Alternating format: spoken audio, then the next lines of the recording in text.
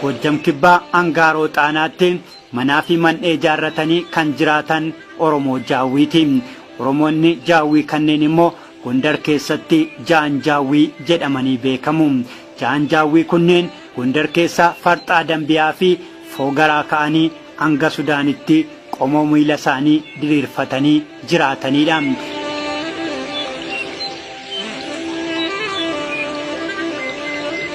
Ana jechuun maal jechuudha? Afaan Oromooti waan guddaa jechuudha, waan jabduu jechuudha.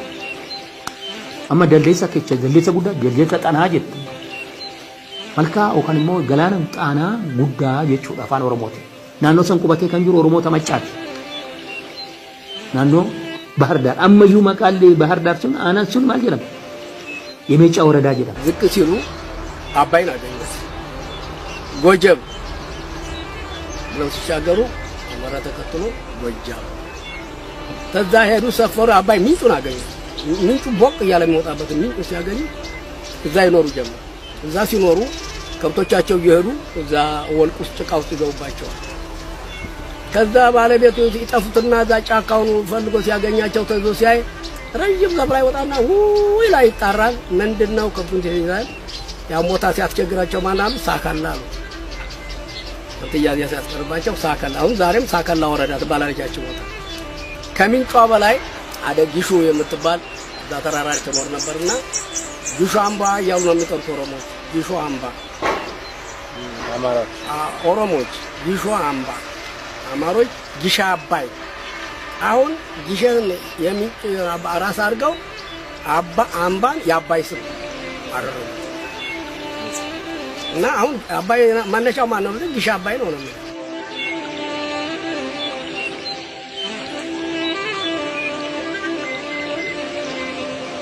Amantiiwwan biroo gara biyya kanaa seenanii waliigalteen akka duraa dhabamaa dhufnaan sababa kanaan Oromoonni seenaa Itoophiyaa keessatti yeroo jalqabaatiif mootii Atsbahaa Abrahaa jedhamu ajjeesan. የትግራይ ንጉስ አጥባሃ አብርሃ ይባል ነበር። በኦሮሞዎች እጅ ነው የጠፋው። ተደመሰሰ። ንጉሱን ለመጀመሪያ ጊዜ ኦሮሞዎች ሲገሉት ለካ ንጉሱ በሰው እጅ ይገደላል የአምላክ ስጦታ አይደለም በሚል መሳፍንት በራሱ ያየለ መውጣት ጀመረ። ኦሮሞዎች በከፈቱት መንገድ ኦሮሞይ ናቸው ለመጀመሪያ ጊዜ የትግራይ ንጉስ ይገደላል።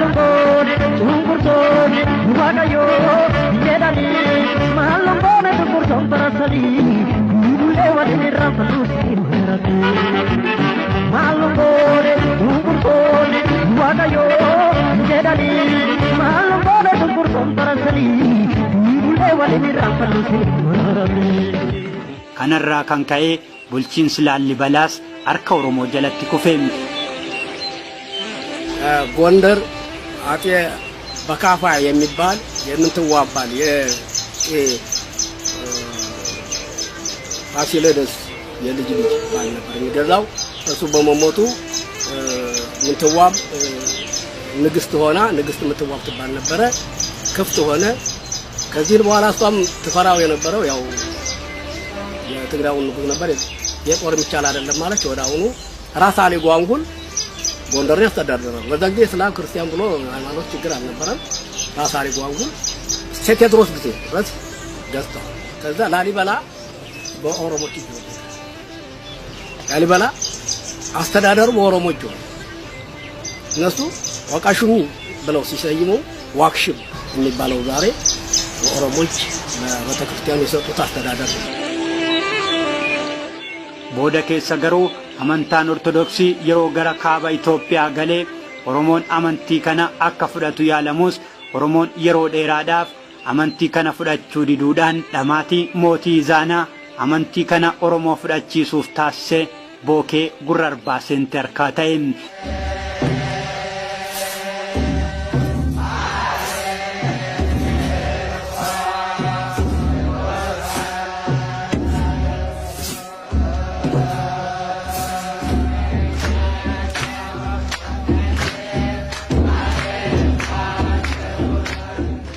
ንጉስ ኢዛና የሚባሉ ንጉስ ሲሰምኩ እንዴት አድርገው ነው የሚቀበሉን? ልጆች አሁንም እነሱ ቋንቋ አይታወቅም፣ እነሱ ምሉትም አይሆንም፣ አደሙም አይቀበሉም። ይሄን ሃይማኖት እነሱን ሳናሳምን እንዴት አድርገን ነው የምናመጣው ምናምን የሚል ሰበካ ተጀመረ። ሃይማኖት እንደሚመጣ ይሰበክ ነበር። ምንም በንግስት ሳባ ቢመጣም ፊትም ይሰበክ ነበር ሃይማኖት ወደ ኢትዮጵያ እንደሚመጣ ከነሱ እየተመለመለ አብሮ መሄድ ያለበት ነው። ሲሉ በንግስት ሳባ ጊዜ ብዙ ሰው አስሯል። እንግዲህ ዛና ብዙ ሰውም ጨርሷል። በዚህ ቋንቋ ለመግባባት ብዙ ነገር አድርጓቸዋል። እና ከዚህ በኋላ በንግስት ሳባ ሃይማኖቱ ሲጀመር ምን መሆን አለበት? አሁንስ ምን መደረግ አለበት ተባለ። እነሱ ግንባር ቀደም ሄደው ትምህርቱን እንዲወስዱ ለክርስትና ሃይማኖት ከእስራኤል ወደ ግዕዝ ወደ አማርኛ ለመተርጎም አጥኚዎች መጥተው ነበር። ተጀሩሳሌም መጥተው በአክሱም ከተማ እንደሰፈሩ ኦሮሞችን ሰብስበው እና አማሮችንም ሁሉንም ያለውን ሰብስበው የሚላክሰው በዚህ መሰለጥተው ምረጡ ነው የተባለው። የተለጥሰው አብሮ ከኦሮሞም ሁሉም ተመረጠ። ካለው ብሔረሰብ ተመረጠ። ወደ ቅኝት ገባ። ከዛ ውጭ ሀገር ሄዱ፣ ተቃኙ፣ ያን ነገር ተማሩ፣ ምናሉ ከዚህ ካጠኑ ሁሉም ነገር ከተማመነ በኋላ ነው ኢየሩሳሌም ሄደው ተምረው ወደ ሀገራችንም እምነት እንዲመጣ ለማድረግ ነው። እና ወደ ሀገራችን እነሱ ካመኑ እነሱ ታላላቅ ጳጳስ ቆቦስ የሆኑት ኦሮሞይ ናቸው። ግን የአማራ ቋንቋ ሰለባ ሆኑ። ወደ እስላም ነው ክርስቲያኒቲን እንፍል ኡመኒ ኩሽ ዋቄፈታ ነው። በዛ ጊዜ የሚታመነው ዋቄፈታ ነው እኮ በጋራና በመልካም ማመን ማለት አንተን መልካ የሰራ አምላክ አንተን ጋራ ያቆመ አምላክ እንጂ በጋራውና በውሃ አይደለም ነው። አንተን የሰራ አምላክ ብለው ነው የሚለው አምላክ እንዳለ የሚያምኑት በዛ ነው። ዋቃ ሰሚ ራ ዋቃ ለፋ ፋሮ ዋቃ ሰሚ የቹት ፀሐዩ ንጉስ ጀ ንጉስ ይገሩ አን ሰሚን ተው እንደንደው ዋቃ ሰሚ ኢጃሬ ዋቃ ለፋ ኢጃሬ እንደከና ዳዋታ ማል ጎደ ከራክሱም ኡናን ዋቃ ኢራፊ ወርቲ ከንጀ ወነው ጎዳ ሲዳን ሱኑሬ ከነከነ ሙልስ የአክሱም መንግስት ሐውልት እየቆመ ስገዱ ይባል ነው። አሁን እሱም ይሄን ሐውልት አሰርቶ ኦሮሞችን ስገዱ ሲላቸው እኛን ሰግድን እግዚአብሔር የሰራን አምላክ የሰራልን ለሚሊሞ አለ ብለው ነው እንዲህ ያሉት። ድካሙን ከንቱ አስቀሩበት ይላሉ አፈታሪክ ያው ሰነቦዳ ገሩ ቶፍታ ብራው ሙዳን ኦሮሞ የሮሰና ጀጀቦፊ ሐዋሳ ብረት ፍራተማ ጉዳ ቀበን ፍላቹዳን ገራ እስራኤል ተርገኒ ዴቪዬ አመንቲ ከና አካ ኦሮሞ ፍላቺሱ ታስፈሜም ማርቆሮስ ጎርጎሮስ እየተባሉ እንጂ ይሄንን እምነት ሄደው ተምረው በትልቅ ደረጃ ያመጡትም እኑ ኦሮሞ ናቸው። ሌላ የለም። ስታገኝ እነሱን የመጀመሪያ የምታገኛቸው በቦታው ላይ ሞቲቲን ንግስት ሳባ የሮ ለማፋፍ አመንቲን ኩን ኢትዮጵያ ከሴኑ ታስፍቴ ኦሮሞኒ ዱሬዋን አመንታ ኦርቶዶክሲ ታን በሩምሳ አመንቲ በረተኒ በርሲሱፍ ጋፈ ዱፈኒስ ኦሮሞኒ አማስ አመንቲ ከነፍዳቹ ዲዱን ሶዳ ጉዳ ኬሰ ገልቸኒ ታውስ ዲባን ጉዳቻ ዱፍናን ነሞኒ አመንቲ ከነ በረተኒ ዱሬ አመንቲ ታኒ ዱፈን ሱታን ኦሮሞራ አደጭተኒ አመንቲ ከነ ቀበተኒ ወራ አመንቲ ከነቲ አመንፋነ ባን Ijiramni fi siyaasni yeroo sanaa jiru duula jalqaba aadaa kushootaa fi Oromoo irratti eegalee jechuudha. Kuni dhaloota Kiristoos dura waggaa kuma jechuudha. Argitee kaaba Itoophiyaa keessatti wanti raawwate keessattuu naannoo Aksum naannoo Maraweetitti erga Maraween kuftee booda jechuudha. Maraween an kushootaati raawwachaa ture. Yeroo kana booda aadaan Oromoo aadaan kushootaa bosonatti gale hin fagaate. Qaroomin irraa akka fagaatu godhan. yeroo xunno jaarraa 17 keessa warri agaawota falmanii lafa naaniyuudha mootummaa Aksum kufisaniyyuudha. Sanumarraa ka'ee eenyummaa ofii gatanii kan ormaa hordofuun jalqabame Oromoonni baay'een bataskaana yookaan mana amantaa ortodoksii kanatti maqaa jijjiirrachuun luboota amantaas ta'anii. Oromoonni immoo amantaa Yihuudootaas fudhatan Jarumatti makaman. Oromoon immoo amantaa kiristaanaa fudhatan warra kiristaanatti makaman bara aga'uu mootummaa ture jechuudha yeroo dhaaf islaafuu jechuudha. Isa booda immoo jijjiiramni biraa dhufe. Jijjiiramni siyaasaa fi hanbiraa kan dhufe amantaa baha jiddugalaa musliimaati. Amantaan kun dursee kan eegale karuma kaabaa Itoophiyaatti dura keessattuu naannoo Daalaaq jechuudha. Fi as kara bahaa naannoo Zeelatti jidduu karaa Afrikaa kanatti kenna. Ansi dinqisiisu amantaan kun waggaa jalqabu keessattuu Arabiyaa keessatti baqattoonni Arabiyaa Qurayshoota baqatanii dhufan dursanii kan dubbisan mootiin Najaashii afaan Oromootiin Nagaasee jenne nuyi. Nagaasee jechuun mootii jechuudha afaan Oromootiin. Nagaasee dhufanii dubbisan Al-Najaashii jedhu namoonni baay'een. Namicha kana waggaa dhufanii dubbisan akka keessummaatti biyyatti baqatanii namni kun afaan Oromootiin isaan simate. Ashamaa jedhe. Ashamaa jedhe simate. Al-Sadi. Ashamaa jedhe namni kun mootiin yeroo san ture Al-Najaashiin yookaan Nagaaseen afaan Oromoo dubbataa jechuudha. Afaan Oromoo kun afaan siyaasaa, afaan dippiloomaasii ture jechuudha yeroo sanatti. Namni kun afaan Oromoo dubbata yookaan Oromoo ta'aa jechuudha. Yara kana simatee fudhatee amantaa isaaniitti ulfina kennee baqattoota kana nagaan jiraachise jechuudha. Yeroo dhuma sanii qabee amantaa kanattis namoonni hiramuu qabanii jechuudha. Amantaa musliimatti. Kun karaa kaabaatiin amantaa kiristaanatti makamee kun immoo karaa baatiin amantaa islaamatti makame kaaba Itoophiyaa keessatti. Karaa kaabaa kanatti keessatti amantaan kiristaanitii waan cimaa dhufee keessattuu karaa biyya baddaarratti. Amantaan musliimaa immoo karaa gammoojjiitti bakka daldalli jirutti cimee falmii guddaadha amma jaarraa 17ffaatti kan gaggeeffamee ture. Amantiin kunis haala kanaan Oromiyaa keessatti baay'achaa lafa Oromiyaa keessattis babal'achaa deemee ammasuma seenaanis dabaa dhufee.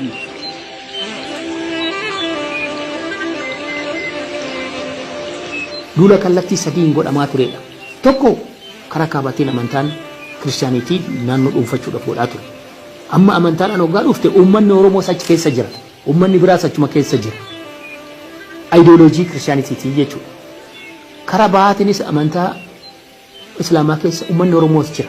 Garuu ayidooloojii amantaa musliimaa qabataniiti jihaadiin godhamaa ture jechuudha. Jiddugalli kun immoo amantaa lachuuyyuu ofirraa ittisuu fi biyya isaati irratti waraanni kan gaggeeffamne gareen waaqeffataa jechuudha. Falmaa ture. Yaa ta'uutii hin mo'atame yeroo baay'ee. Kanaaf maal ta'e? Uummanni karaa kaabaa jiru badhaasaa kan ture Walda Sillaasee Gabra Sillaasee ta'ee jechuudha. Ilmaan isaa. Si dinqisiisa. Ammayyuu wanni kun dadhabee jechuun dandeessu. Maaliidhaaf namni tokko gaa ilma tokko kiristaanaa kaasu maqaa isaa jijjiira. Kun beekamaadha. Namni tokko Oromoo irraa karaa amantaa Islaamaa waggaa dhabu awutomaatikaalii maqaa isaa jijjiira. Badhaasaa kan ture Gabra Sillaasee ta'a. Gammachuu kan ture Mahammad ta'a. Awutomaatikaalii hundee irraa jijjiiramaa jechuudha. Jarri lachuu duula guddaadha aadaa Oromoo irratti godhaa kan ture malee gammachuu ta'ee Islaamaa ta'uudhaaf mirga qabaachuu. Garuu maqaa isaa jijjiiru. Warri seenaa Oromoo dabsanii barreessanis Oromoon garuu seenaa isaa ragaa lafaa fi namaan wal qabsiisuudhaan dhalootatti dabarfata. Kana jechuun abbaan ilmaaf seenaa namaa fi lafa isaa dabarsee du'a. Oromoon akkuma ammachiisaadhaan dhala isaatiif maqaa baasu sirna meenacha jedhamuun lafa isaatiifis maqaa moggaasa. የሚኖርባት ለአንድ ቀንም ቢያድር ሚጥቻ አስሮ ስም ያወጣል። ላለባት አካባቢ ስም ያወጣል። እዛኛው ደግሞ ሌላው ተገባ ያም ለዛ ስም ያወጣል። እንግዲህ ተጎንደር እስከ ኤሊባቦር ብያለሁ። ተሐረር እስከ ረርበር ከጎንደር እስከ ትግራይ እስከ አክሱም አጠቃላይ በሰፊው ሲኖርባት የአካባቢ ስም ከማውጣት ውጪ በአንድ ካርታ ተመላወጣት ወቅቱም ጊዜውም አልነበረም ስልጣኔም የለም። ተና አክሱም ዘመነ በፊት ብዙ ዘመን ያስቆጠረ ነው ወረው ኢትዮጵያ ላይ ተና አክሱም ዘመን እና አክሱም መቼ እንደተሰሩ አይታወቅም። ተክርስቶስ ሄደ በፊት ከዛ በፊት ደግሞ ወረው ይኖር ነበር። karaa biraatiin Oromoonni kaaba biyyattii jiraatan yoo bulchiinsi gadaa isaanii harkaa jijjiiramu tooftaa mataa isaanii jijjiirrachuudhaan waggaa 80 oliif of bulchaa akka turan ragaan seenaa ni ibsa. tokkummaa Itoophiyaa irratti Oromoon ofii fuumuti Itoophiyaa biyyattii tana ijaaruudhaaf falmaa kan ture gargar qoqqoodamurree mootii ofii dhaburree ilma biyyattii tana gaggeessu akka ijaaramu gochaa jira. Waggaa mootummaa yejjuu laalle amma biyyattii tana keessatti walakkaa Eritiriyaa Gondorii fi Tigree qofa yoodha Itoophiyaa yookaan immoo Abisiiniyaa kan jedhamtu kan turte Abisiiniyaa. Itoophiyaan garuu isa caalaa bal'aadha. Anammaasis kan duriitis impaayera Abisiiniyaa qofaa miti. Abisiiniyaan impaayera takka sana booda Wallaggaa ንጉስ የጎጃም ንጉስ የጅማ ንጉስ የሐረር ኤሚሬት የአውሳ የአዳል የይፋት ኢምፓየር ይትንቱን ኢምፓየር አርግቴ አብሲኒያን ጥቆቱት አብሲኒያ ተነበለቴ አከ ኢትዮጵያ ታቱ ከነወጀቴ ኦሮሞታ የጁት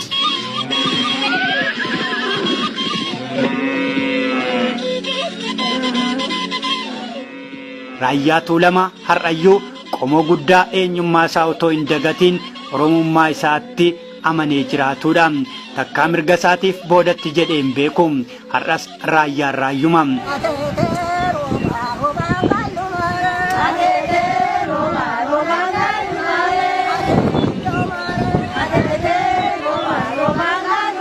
Yeroo baay'ee namoonni raayyaa fi azaboo jedhu.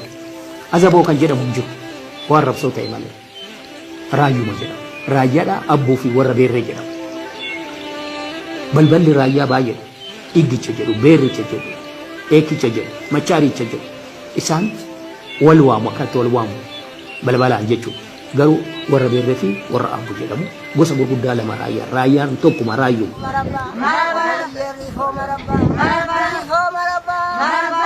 الدين الريف ومربى الريف ومربى تلتوت الريف ومربى الريف ومربى ولا قباريف ومربى كشن الحق بمريف ومربى كتب متريف ومربى الريف ومربى الريف ومربى أبوة مربى لكن مربى الخام مربى بلية مربى وبلية مربى أحمد يرن ومربى الريف ومربى Qomoon kun walitti dhufeenyaa fi waldiddaa ollaa isaa wajjin qaburraa kan ka'e marawwaa, higguu, doobbaa fi oflaan raayyaa jalatti dhuunfaman malee qubsumaan raayyaadhaan ala jiru. Qorannoo GS Tiringihaam jedhamu taasiseen gosti doobbaa lafa tulluu fi gaarritti baay'atu naannoo Ambaalaagee kan jiraatanidha. Warri doobbaa kun yeroo baay'ee daandii daldaltoota siraaraa cufuudhaan namoota baay'ee warreen rakkisaa turanidha jedha GS Tiringihaamiin. Barreessaan biraa lammii Poorchugaal namni Alvaarees jedhamus yaaduma GS Tiringihaam deeggaree barreesse. Garuu ganna 200 booda mootichi Iyyaasuu lammaffaan warra doobbaa kanarratti waraana cimaa gaggeessee akka mo'ateedha. Barreessitoonni kunneen kan barreessanii yeroo ammaa kana waajjiraat keessa kan jiraatan warri doobbaa oflaa fi marawwaan Oromoo ta'uun isaanii kan hin beekamne yoo ta'eyyuu durirraa jalqabee kaabuma Itoophiyaa akka jiraachaa turan seenaan kan ibsu. Higguu fi marawwaan yeroo dheeraadhaaf ergaachi jiraachaa turanii booda bara mooticha Amdatsiyoon waraanaaf gootota filatamoo turanii. Waajjiraat kun yeroo ammaa kana bahaan Afaariin, lixaan Indaartaan, kibbaan immoo raayyaadhaan daangeffamu. Karaa biraatiin immoo Ambaalaageedhaa hanga Indaartaa mo'aan itti fullaa'am. Gara kaabaan immoo carcarirraa ka'ee hanga raayyaa qobbootti diriirfatanii jiraatu. Gosti Oromoo doobbaa jedhamu kun raayyaa keessa qofa osoo hin taane Harargee fi Shawaa kaabaa dabalatee bakka biraatti illee akka argaman seenaan lafa kaa'eera. Gosti marawwaa kaaba Itoophiyaa keessa jiraatu immoo gosa Oromoota hedduuf qomoo hangafaati. Kitaabni Gadila Maarqooriyoosiin barreeffame akka ibsutti raayyaan jaarraa 14ffaa keessallee sirna bulchiinsa gadaatiin achitti wal bulchaa turan jedha. Qursumni isaanis achuma akka ta'e barreesseera. Jaarraa 14ffaan dura yaa Oromoo rabbinaa maata keenya tamannaani. Oromoonni abbaa gadaa abbaa lubaan jaaramanii Sena bonsa galme salita botin kenya garado gatti darbani Qobboon Marsaan Solloqaan Aduu Bariyeen Salvaadoor Gubbaan Goototaa Dheeraan Ashangeen Booraan Wal Fe'uun Addi Abbaa Jabanoon Adii Bideeraan Waajaan Diddiksaalaan Baddaa fi Indaboonfaa har'as maquma ganamaa Oromoon ittiin isaan dhangi'een warra waamamaniidha.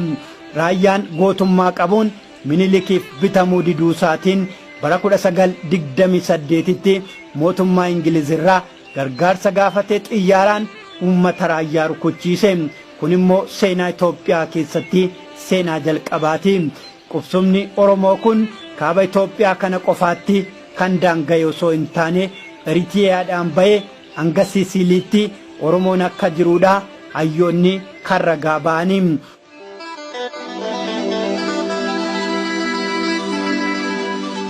Yeguma yeguma yeguma haye aguma yeguma yara yoma ma qalb aja wa ila ila ila ila ila ila yedela salahid gabana salai samuda zual qamis nasab sirrum algom du'ara Mubalaaf too jedhu raayyaa jedhu gaattiraa jedhu soobol jedhanii maqaatti moggaasan maqaa biraa kukkuftuu jedhu carcar jedhu isaan kun hundumtuu lafa Oromoo maqaa Oromoo qaban hanqara kaabaa jiranii eessa dhufe kana qoratamu qabaa jechuudha. Kanaaf loogiin seenaa keessatti biyyattii tana keessatti hojjetamaa ture. Kara Gondar Oggaa dhaqxes kanuma argita. Lama lamoo jedhu isaan limaa limoo jedha. Tulluu lama lamatu mul'ata. Amma Gondar deemtee akka Oggaa laalte tulluu lama ta'ee argita. Yesu Oggaa deemtee toolaalte lama lamoo jedhu lama lamaa mul'atti jechuudha. Annoosaan Abbaa Jaaloo jedhu. Odaa Abbaa Jaaloo achi jira magaalaa san keessa. Gambiyaa jedhu. Warroota jedhu. Jaawii jedhu. ሰንቃጣ ሰቆጣ ኮረም አላማጣ ይሄ ሁሉ የኦሮሞ ስለ ኦሮሞ ታሪኩን በመረጃ ነው። አሁን ኦሮሞ አፈ ታሪክ የኦሮሞ ታሪክ ታባት ወደ ልጅ ነው መጽሐፍ ቅዱስ የለውም ይባላል ወይም የታሪክ መዝገብ የለውም ይባላል። ወደ ልጅ ያስተላልፍ ግን በመረጃ ነው የሚያስተላልፍ ትልቅ መረጃ። ቅድም እንደቆጠርኩላችሁ ትግራይ ላይ ነው መኖራቸው ነስሬ ካራ ጉዳ ጉንዲት ዛላምበሳ ሽራሮ አምባላጌ እነዚህ ሁሉ ወደ ኦሮሞ የተለወጡ የኦሮሞ ስም ናቸው። ደራ አለ፣ ቆሬ አለ፣ ደምቢያ አለ፣ ፉሪ አለ፣ ሞትማ አለ፣ ወላቲ አለ፣ ነገዴ አለ። እነዚህ ሀገሮች ስሞቻቸው ናቸው። እነዚህ ሲሰየሙ ምንድነው ደራ እንዳው ስሙን እንደያዘ ነው። ቆሪ ቋራ ይሉታል፣ እንዳውም ደምቢያ ይሉታል፣ ፉሪ ፎገራ ይሉታል፣ ሞትማን መተማ ይሉታል፣ ነገደን ጸገደ ይላሉ። ወላቲን ወልቃይት ወላዱባ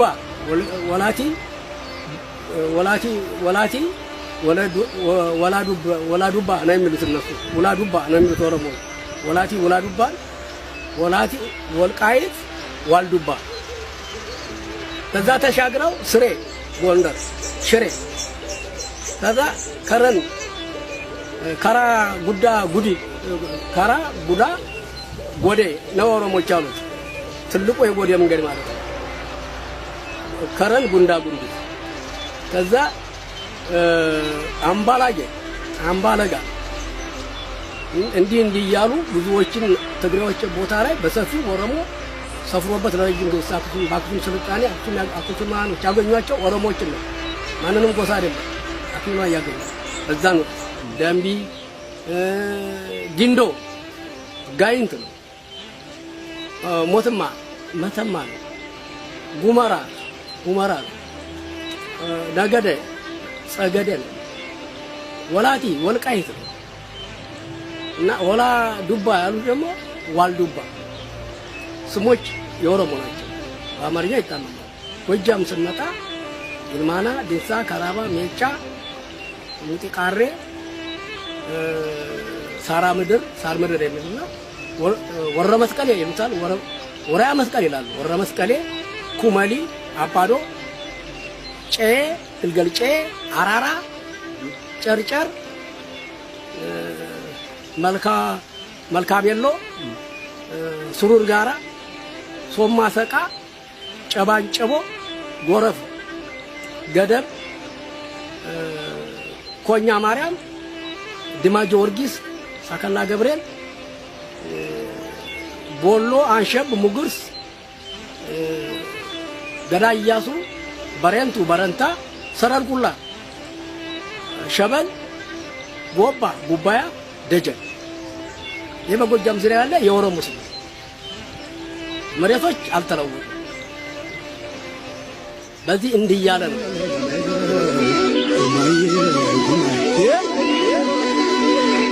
ጭራቅ ጫማ ቦፌ ማለው የልብሳቸው ማጣድ ለጠፋን ከታቸው ጭሌዝናር ካራይ ላይ ጎናቸው ወለለው ሜዳ ላይ ያዩማ ማጎና ለማጣት ጎጃሪ ጋማ qubsumni Oromoo kun kaaba Itoophiyaa kana qofatti kan daanga'e osoo hin taane Eritiriyaan ba'e hanga Siisiliitti Oromoon akka jiraatu ayyoonni kan ragaa ba'anii.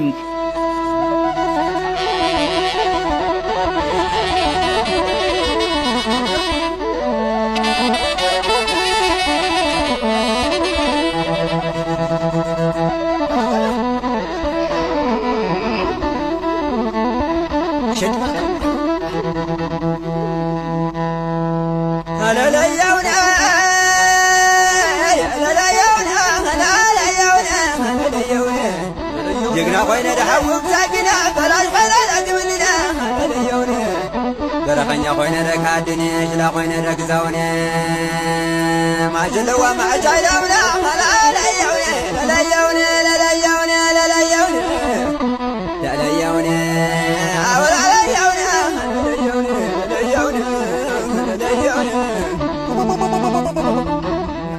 بوشوتا كيسا هر كيش على في قبنا هاران هنقبته Oromoodha keessattuyyuu jiddu gala Itoophiyaa qabate amma kaaba Itoophiyaa kana ga'utti asii amma Taanzaaniyaa ga'utti darbee amma Misraa ga'utti ol darbeeyyuu Afrikaadha ala amma Siisiliitti amma Ixaaliyaa amma Sooriyaa amma Turkii ga'utti ummanni kun afaasaa wal qabatee jira. Even maal jedha Maartiin Disalabeek hoggaa barreessu ummanni kun Awurooppaa kibbaa keessatti Itaaliyaa fi Turkii fi Sooriyaa keessatti aadaa ofii danda'ee afaan ofii dubbachaa jira jedha. Qorannoo inni gaggeesseen bara 1846 keessa jechuudha. Ragaa akkanaati kan qabu.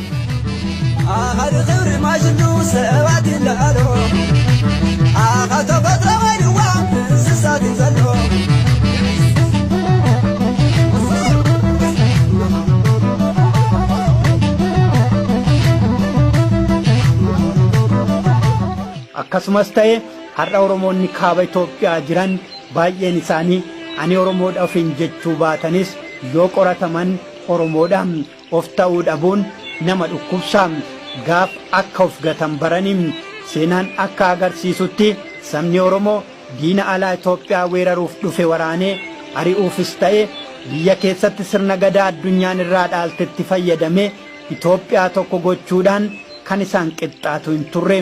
kun immoo har'as ta'e boru Itoophiyaa taate itti fufuudhaaf akkuma kana dura ga'een saba Oromoo olaanaa ta'uu agarsiisa. Kanaaf seenaa walirraa fudhachuuf carraaquurraa seenaa dhugaa qoratanii sirreessanii saboonni sablammoonnii fi uummattoonni waliin biyya kana dagaagsanii qixa akka irraa fayyadaman karaa itti agarsiisuun dirqama qorattoota seenaa ta'uu qaba.